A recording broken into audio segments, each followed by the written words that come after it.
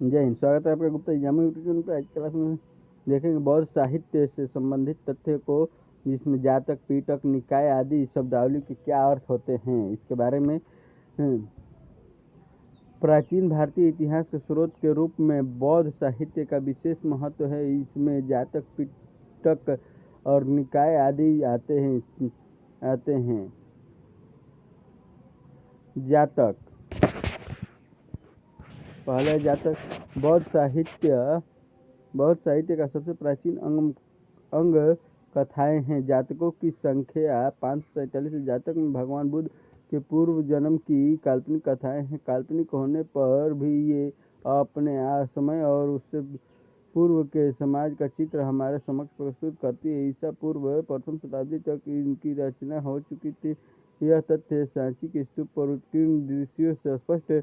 ये कथाएं न केवल धार्मिक व्यक्तियों के लिए ही महत्वपूर्ण है, अपितु उन व्यक्तियों के लिए भी जो तत्कालीन भारतीय राजनीतिक, आर्थिक, सामाजिक और सांस्कृतिक जीवन से संबंधित सामान्य जानकारी प्राप्त करना चाहते हैं।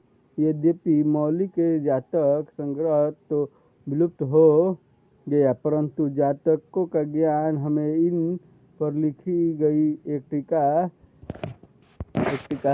जातक ठगना द्वारा होता है। इसे किसी भिक्षु ने लिखा था। जातक में गद्यात्मक और पद्यात्मक दोनों प्रकारों की शैलियों का प्रयोग किया गया। विद्वानों की राय है कि इसकी पद्य शैली सरल है और इसे गद्य शैली की तुलना में पहले अपनाया गया था। पीटक 3 प्रकार के होते हैं: विनय पीटक और अभिधम पीटक। पीटक 3 है: सत पीटक, विनय पीटक और अभिधम पीटक।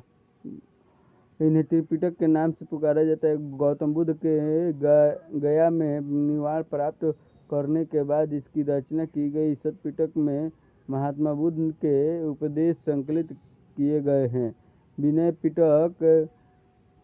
विनय पिटक में बुद्ध के नियमों का उल्लेख है। अभिधम पिटक में बौद्ध दर्शन का विवेचन है। बुद्ध चरितम, इस पुस्तक को महाकवि अश्वघोष ने रचा। यह ग्रंथ गौतम बुद्ध के जीवन चरित्र के विषय में बहुत जानकारी देता है। महावंश और दीपवंश महाकाव्य, ये श्रीलंका के पाली महाकाव्य है। इससे लंका के इतिहास के साथ साथ धार्मिक और सांस्कृतिक संबंध होने के कारण भारतीय इतिहास पर प्रकाश पड़ता है। मिलिंद पन्ह,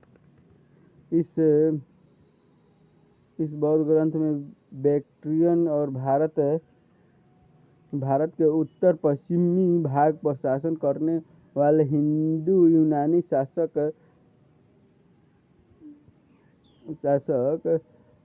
हिंदू यूनानी सम्राट मेनेंडर और प्रसिद्ध बौद्ध भिक्षु नागसेन के संवाद का वर्णन दिया गया है। इसमें ईसा की पहली 2 शताब्दियों के उत्तर पश्चिम भारतीय जीवन की झलक देखने को मिलती है। दिव्यावदान, इनमें कई राजाओं की कथाएं सम्राट अशोक और उनके पुत्र कुणाल से संबंधित है। इस तरह मौर्यकालीन इतिहास का ज्ञान होता है। मंजू श्रीमल कल्प, इस ग्रंथ में बौद्ध दृष्टिकोण से गुप्त सम्राटों का विवरण प्राप्त होता है। इसमें कुछ अन्य प्राचीन राजवंशों का संक्षिप्त वर्णन प्राप्त होता है। अंगुत्तर निकाय, इस ग्रंथ में हमें प्राचीन 16 महाजनपदों का वर्णन मिलता है।